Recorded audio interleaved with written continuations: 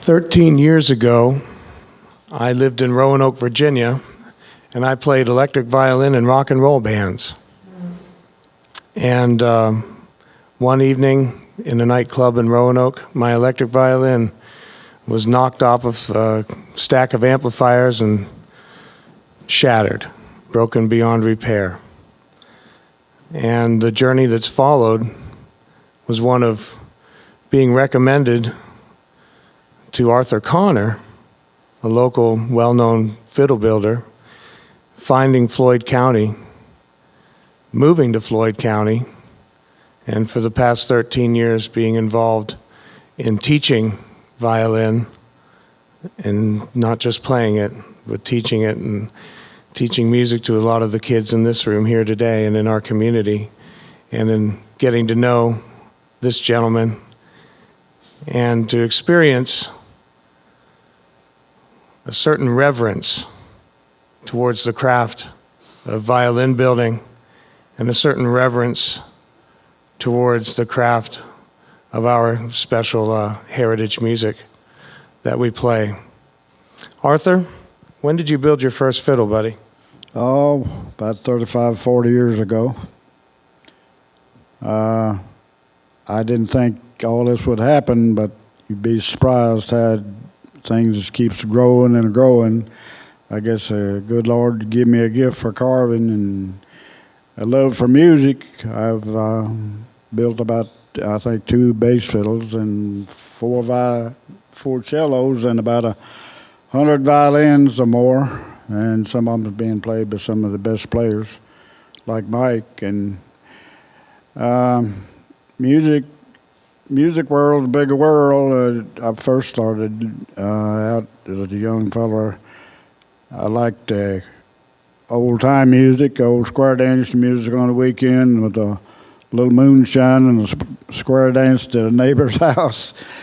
And we all had a big time, but then come along bluegrass. It was the next, and I thought it was maybe a little more complicated and a little harder to play, and I liked it a little better maybe. Bill Monroe was kind of the leader of it, and anyway, and then I got to meet Mike. I thought classical people was mostly people lived on the other side of the railroad track, but come to find out there's good people everywhere. And there's classical music. I've got to love classical music, older like Handel and Bach, and it's a pure music more so, and with the violin, and I love it, and I love it to carve, but I'm getting kind of old. My hands not as stout as they used to be, and I can't hear like I'd like to. I can't see, but I'm still trying. I'll soon be 89 years old, and some of you young fellows out there maybe give you an idea that you can do things when you get old, maybe. I still like to try to build one. I got one going now in the shop, but not quite as fast as it used to be. But I give my brother-in-law credit for some of it. He wanted to know what I was doing when I first started, and I told him I was going to build a violin.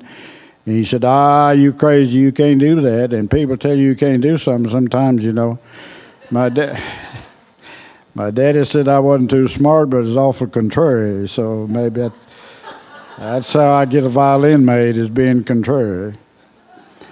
I think a wood's the most important part of the violin, but it has to be put together right. If I could have went to school when I was younger, say 35, 40 years ago, and I might have made a violin maker sure enough, but I've enjoyed doing what I do and been blessed a whole lot to get to know people like Mike. I've met a lot of people all over the country, and it's been a lot of enjoyment out of it, really. Arthur, can you tell me what it is exactly about your fiddle building that makes the bluegrass players love them so much, and that makes your fiddle the #1 sought-after fiddle in bluegrass music? Well, some of the tone quality of it and the way it's carved, the thickness of it, and I try to copy after Paganini's Del Jesu Guarneri violin. Seemed like for some reason there's things that you can't explain and things like that. The feel of the wood, and I've been getting some wood from overseas. Met a guy from California. It's into the wood supplying business, and he's been sending me some wood that was come off the same place where the Guarneri and the Amati and the Strait in Italy, where the $1 million violins was made. And I don't know if it's the same wood or not, but it's beautiful wood, and I love the carving. It's got a certain feel about it. I guess some imagination maybe. But I was still trying to build one once in a while. Mike has been good help to me. I love to hear him play. Well, thank you. I wonder how you feel about the topic of making your own violin. Why did you make your own fiddles and mandolins instead of going down into the city and buying them?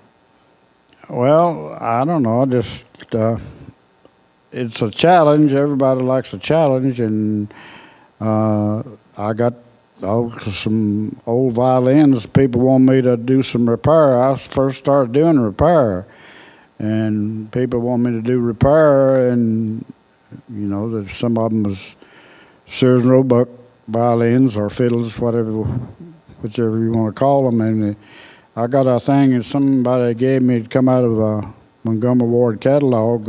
They had a violin for $7.10. Violin, bow, case, and instructions how to play it. And it was just, some of them is made run out on a machine. They don't have no, well, I can't say they have no musical value as far as some of the old time tunes that don't require a fine violin. But when you get into the classical music, especially, you get into something that's awful complicated. And violin, if it's built like it's supposed to be, is something it's complicated. If anybody owns a fine violin, they got something that's somebody's put a lot of time in, a lot of thinking in, and it's a treasure, really. Some of the old violins now are, well, they're just priceless, up at $1 million. So I think one of the last ones I heard of Paganini's was $12 million. I don't know if mine will ever bring that much or not, but it won't be while I'm here. If it does, I don't guess. But anyway, maybe somebody will enjoy it. It feels good to do things and leave something for somebody to enjoy. That's part of the thing. Part of building a violin or anything else is to do something that somebody will enjoy after you're gone. You know, I got several of them scattered around there. I hope they don't all get broke up or whatever. And there's a lot of them right here in Floyd County. A lot of families. Yeah, a lot of people right here in Floyd County. I got a lot of people in Carolina, North Carolina, that comes and buys violins and stay with me all day. I love to talk about it. And you folks out there like come and talk about it, I'll be glad to try to be good to you best I can. Can you tell me in closing, Arthur, what are your thoughts about trying to teach me how to build fiddles the way you build them? All you need is some time. You got to have some time. It'll take time. It's something you can't do in a day. You have to take your time and be slow about it. And when you make a mistake, why, don't do that same thing again.